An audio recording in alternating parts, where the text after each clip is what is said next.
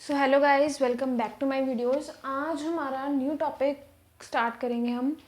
कल हमने पढ़ा था कि what is paging, okay, description of paging and in paging we are discuss with the paging introduction, first introduction, and the second will be the paging hardware architecture of paging, and the third will be the need of paging, ठीक है, requirement of paging and their advantages and disadvantages। आज हम कुछ और चीज़ पढ़ेंगे paging के अंदर। ये चीज़ भी पेजिंग के अंदर ही आती है, इंक्लूड होती है, ठीक है, लेकिन ये एक टॉपिक ही अलग सा ही टॉपिक है, ठीक है, लेकिन इसमें सब चीज़ें पेजिंग की ही इंक्लूड होती हैं। आज हमारा न्यू टॉपिक है that is translation look aside buffer architecture in paging, ठीक है, इसको हम बोल देते हैं कि TLB architecture in paging. Okay, so TLB architecture, what is TLB architecture? TLB translation look aside buffer एक ऐसा सोल्यूशन है जिसको हम ट्राई तो करते हैं, किस लिए? ताकि हमारा जो असेस टाइम है, मतलब कि प्रोसेस को असेस करने का जो टाइम है, हम उसको रिड्यूस कर पाएँ, ठीक है, प्रोसेस को पाने का जो टाइम है, ठीक है, उसको रिड्यूस कर पाएँ, ठीक है। एक being a hardware system the access time of TLB is very less as compare to the main memory, ठीक है। एक हार्डवेयर सिस्टम की तरह, ठीक है, मान लो कि एक कोई हार्डवेयर सिस्टम है, उसमें जो असेस टाइम है टीएलबी का वो बहुत ज़्यादा कम होता है अगर हम मेन मेमोरी से उसको कंपेयर करें, ठीक है। पेजिंग में जो टीएलबी का असेस टाइम है वो बहुत ज़्यादा लो होता है as compare to the main memory. TLB में हमारे पास दो कॉलम्स कंसिस्ट होते हैं, okay. The first one will be the page number and the second one with the frame number, ठीक है। उसको हम ऐसे क्या करते हैं, एक डायग्राम बना लेते हैं, that is first one with the page number. यहाँ पे हमारे, क्योंकि जो पेज नंबर होते हैं, पेज नंबर का साइज होता है that is equals to the size of frame number, ठीक है। उन दोनों का साइज सेम होना चाहिए, तभी वो एक दूसरे के साथ मैप कर पाते हैं, वरना फ्रेम नंबर और पेज नंबर एक दूसरे से मैप नहीं कर पाते हैं पेजिंग में, ओके। इसलिए देखो, पेज नंबर में भी 4 कॉलम्स बने हुए हैं और फ्रेम नंबर में भी 4 कॉलम्स बने हुए हैं, ठीक है, क्योंकि the size of page number is equals to the size of frame number, okay. That is translation look aside buffer, ठीक है। तो translation book look aside buffer भी हमें यही कहती है। अब हम ट्रांसलेशन टीएलबी आर्किटेक्चर को ट्रांसलेट करेंगे लॉजिकल एड्रेस से फिजिकल एड्रेस में, मीन्स सेकेंडरी एड्रेस से मेन मेमोरी में। इसमें secondary address, logical address means secondary address, secondary memory, and the physical address means main memory, okay. Translating secondary memory into main memory, okay. The logical address generated by the CPU is translated into physical address। हम logical address है, जो secondary address है, उसको generate करता है, that is CPU. CPU उसको generate करता है और वो उसको ट्रांसलेट कर देता है लॉजिकल एड्रेस को, सेकेंडरी एड्रेस को मेन मेमोरी में, फिजिकल एड्रेस में। कैसे जनरेट करता है? कुछ स्टेप्स हैं, आगे मैं बताती हूँ। उनको यूज़ करके जो सीपीयू है वो लॉजिकल एड्रेस को फिजिकल एड्रेस में चेंज कर देता है, ठीक है। The step 1 will come out, the CPU generate, step 1 is CPU generates a logical address. CPU एक लॉजिकल एड्रेस जनरेट करता है। क्या जनरेट करता है? एक लॉजिकल एड्रेस जनरेट करता है, जो कि 2 पार्ट्स बाहर निकालता है। जब सीपीयू ने लॉजिकल एड्रेस जनरेट कर दिया, मीन्स सेकेंडरी एड्रेस जनरेट कर दिया, तो उसमें से 2 पार्ट हमारे पास बाहर निकल के आते हैं। First one with the page number and the second one with the page offset, okay. हम उसको ऐसे डिटरमाइन कर लेते हैं एक डायग्राम में, P will be the page number, okay, and the D will be the page offset, okay. हमने P को m-NQ लिखा है और D को NQ लिखा है। कोई मुझे बता सकता है? चल मैं बता देती हूँ कि हमने P को, पेज नंबर को m-NQ लिखा है और पेज ऑफसेट को एन क्यों लिखा है? जो पेज साइज है, ठीक है, उसको हम डिफाइन ही हार्डवेयर के द्वारा करते हैं, ठीक है। The size of a page is typically a power of 2। एक साइज होता है जो पावर का, मान लो 2 है, ठीक है, मान लो 4 है, मान लो एक साइज है जो पेज का, ये साइज होता है, ठीक है, कितना आया, ये 4 आया है, ठीक है ना। अब वेयरिंग बिटवीन 5 and 2 बाइट्स, इसमें कितनी बाइट्स हैं? 5 and 2 बाइट्स हैं, इसमें कितनी बाइट्स हैं? 512, मान लो इसमें 512 बाइट्स है, लेकिन इन दोनों पेज नंबर और फ्रेम नंबर का दोनों का साइज कितना है? 4, ठीक है, कितना साइज है? दैट इज 4 एंड 16 MB पर पेज। और मान लो हर एक पेज 16 MB का है, ठीक है ना, पर पेज 16 MB का हो गया, क्योंकि 4 कॉलम्स है, 4 4 16 16 MB का पेज हो गया, ठीक है, जो कि डिपेंड करता है कंप्यूटर के आर्किटेक्चर पे। The selection of a power of 2 as a page size makes the transaction of logical address into page number and page offset particularly easy. अगर साइज लॉजिकल एड्रेस स्पेस का हम लिख दें कि 2M है, means power कुछ भी हो सकती है, ठीक है ना, 2M है, ठीक है, मान लो हमने एक लॉजिकल एड्रेस का पेज का साइज हमने लिख लिया कि दैट इज 2M, ठीक है, और and a page size is 2 and resulting address byte और words। और हमने मान लिया कि फिजिकल एड्रेस का साइज कितना है? हमने माना है कि जो लॉजिकल एड्रेस का पेज साइज है that is 2M and the physical address of page size of physical address that is 2N। कितना आ गया? 2N, ठीक है। तब क्या होगा, जो हाई ऑर्डर क्या बन रहा है इसमें, दैट इज M और N हाई ऑर्डर बन गया, ठीक है, M-N, इसलिए हमने पेज नंबर में पेज नंबर को डिनोट किया that is P as a M-N matrix, okay, and the page offset will, क्योंकि ये हाई ऑर्डर में है, ठीक है, और जो लो ऑर्डर बिट है दैट इज N, हमने इसलिए पेज ऑफसेट को डेजिग्नेट किया है एज अ N, ओके। अब आता है हमारे पास, ये था हमारा फर्स्ट स्टेप में था कि सीपीयू ने जनरेट किया एक लॉजिकल एड्रेस जो कंसिस्ट कर रहे हैं 2 parts, that is page number and a page offset, ठीक है। अब आ रहा है second step, that is TLB is check to see if it contains an empty for the reference page number. The reference page number is compared with the TLB entries all at once. Now 2 cases are possible. TLB को हम check करेंगे कि वो एक reference page number की वो entry ले रहा है या नहीं ले रहा है। फर्स्ट स्टेप में हमने चेक किया था कि सीपीयू ने लॉजिकल एड्रेस जनरेट किया या नहीं किया, किया तो कितने पार्ट्स में जनरेट किया। अब हम देखेंगे कि टीएलबी ने एक रेफरेंस पेज नंबर की एंट्री की है या नहीं की है, ठीक है। और जो रेफरेंस पेज नंबर आया है उसको हम, जब एंट्री होगी है उसको हम कंपेयर करेंगे सारी टीएलबी एंट्रीज के साथ। एक बार तो करेंगे, चाहे 2 बार भी कर सकते हैं। सारी रेफरेंस पेज नंबर की एंट्रीज को हम टीएलबी एंट्रीज के साथ कंपेयर करेंगे, कम से कम एक बार तो करेंगे, ठीक है। जब हम पेज नंबर की एंट्रीज को टीएलबी एंट्रीज के साथ कंपेयर करेंगे तब हमारे पास 2 केसेस पॉसिबल निकलेंगे। दैट इज फर्स्ट वन भी कि टीएलबी हिट हुआ है, ठीक है, द सेकेंड वन इज कि टीएलबी मिस हो गया है, ठीक है। अब हम फर्स्ट केस में पढ़ेंगे कि if there is a TLB hit, क्या टीएलबी हिट हुआ है। अगर टीएलबी कंटेन करता है एंट्री रेफरेंस पेज नंबर की, अगर तो टीएलबी रेफरेंस पेज नंबर की एंट्री कंटेन करता है तब तो टीएलबी हिट हुआ, ठीक है। In this case TLB entry is use to get the corresponding frame number for the reference page number. इस केस में क्या होगा कि टीएलबी की एंट्री है उसको हम यूज कैसे करेंगे, as a corresponding frame number.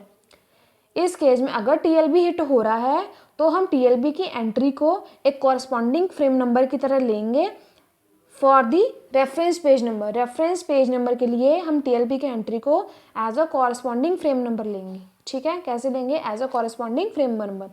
Second case will बन कि क्या टीएलबी मिस हो गया है। इफ टीएलबी डज नॉट, अगर टीएलबी कंटेन नहीं कर पाया रेफरेंस पेज नंबर की एंट्री, तब क्या हुआ हमारे पास कि TLB ने मिस कर दिया है, मीन्स TLB अकर हुई नहीं है पेजिंग में, ठीक है। इन दिस केस अब क्या होगा, जो पेज टेबल है is use to get the corresponding frame number. अब क्या हुआ, TLB मिस हो गया, इसलिए पेज टेबल को आना पड़ा ताकि हम उसको यूज कर सकें as a corresponding frame number. किसके लिए, रेफरेंस पेज नंबर के लिए, ठीक है। तब जब हमने पेज टेबल को यूज़ कर लिया कॉरस्पॉन्डिंग फ्रेम नंबर की तरह रेफरेंस पेज नंबर के लिए, तब क्या हुआ, TLB अपडेट हो गया। क्या हो गया, TLB तब अपडेट हो गया, ठीक है, पेज नंबर के साथ और फ्रेम नंबर के अदर रेफरेंसेस के लिए, ठीक है, आगे के काम के लिए। तब क्या हुआ, जब हमने पेज टेबल को कॉरस्पॉन्डिंग फ्रेम नंबर की तरह यूज़ कर लिया रेफरेंस पेज नंबर के लिए, तब क्या हुआ, तब TLB आ गया और वो अपडेट हो गया किसके साथ, फ्रेम नंबर के साथ और पेज नंबर के साथ, पेज नंबर के साथ और फ्रेम नंबर के साथ। अब TLB अपडेट हो गया ताकि वो आगे के फर्दर प्रोसेसेस कर सके, ठीक है। ये थे हमारे 2 स्टेप्स, और उसमें सेकेंड स्टेप में हमने देखना था कि TLB हिट हुआ है या TLB हम मिस कर गए हैं। अब आता है हमारे पास that is third step, that is after the frame number is obtained.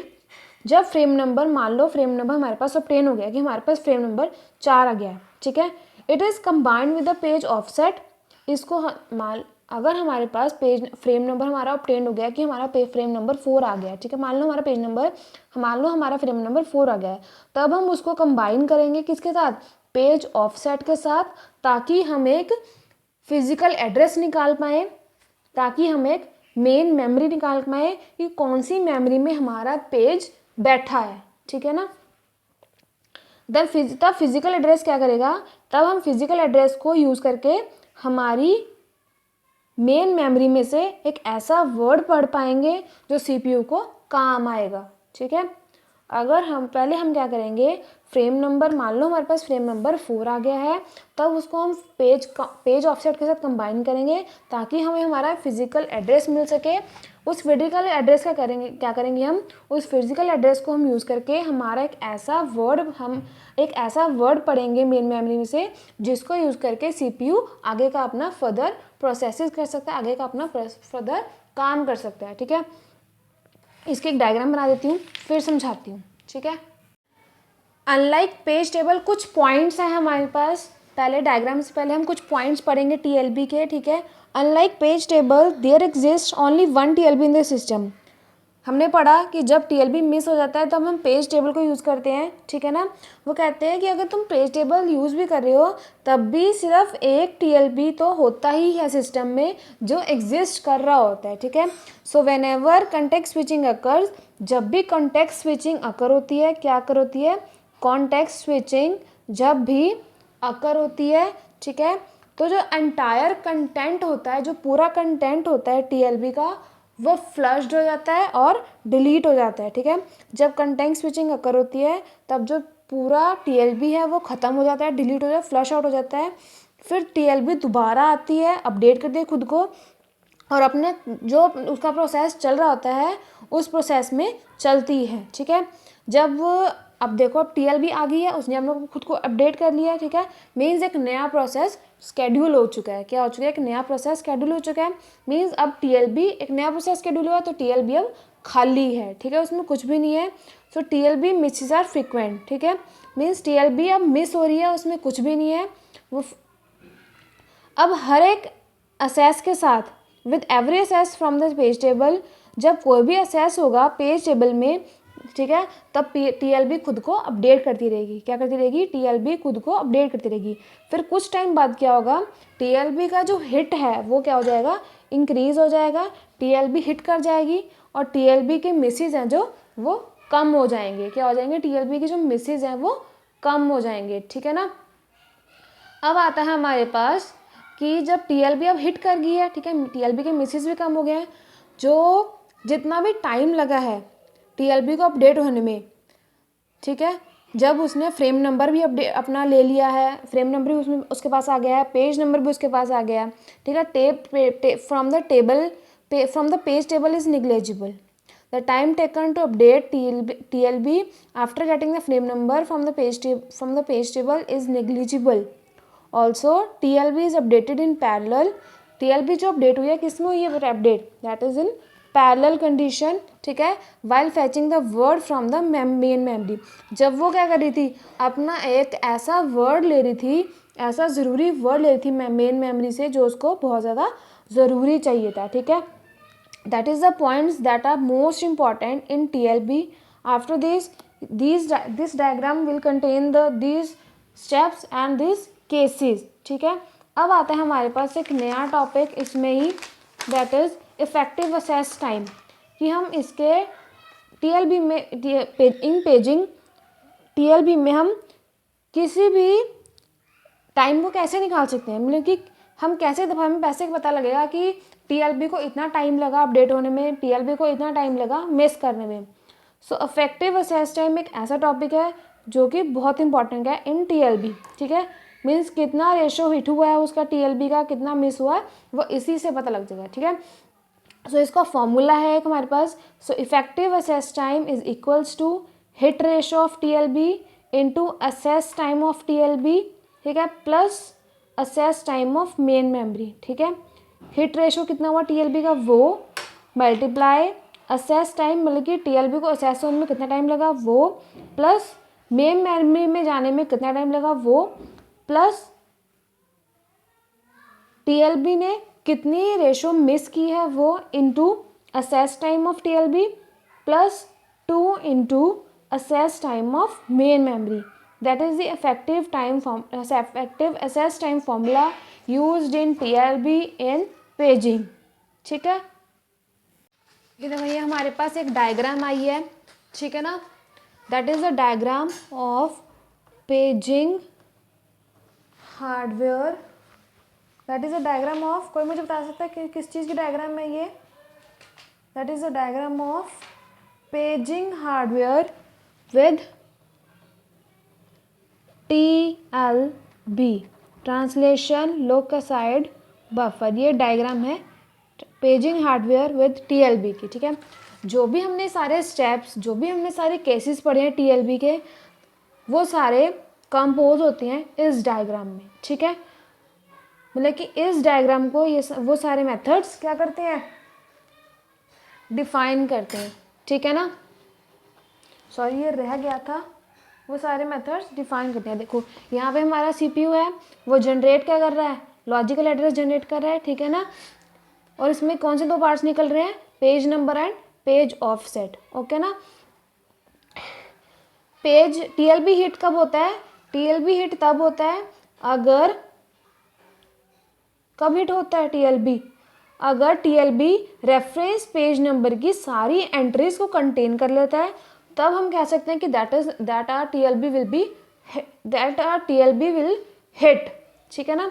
अगर हमारा रेफरेंस पेज नंबर TLB की सारी एंट्रीज को कंटेन नहीं कर, अगर TLB हमारी रेफरेंस पेज नंबर की एंट्रीज को कंटेन नहीं कर पाता, that we will can say that a TLB miss occurs, means TLB का मिस आ चुका है, TLB आ चुका है।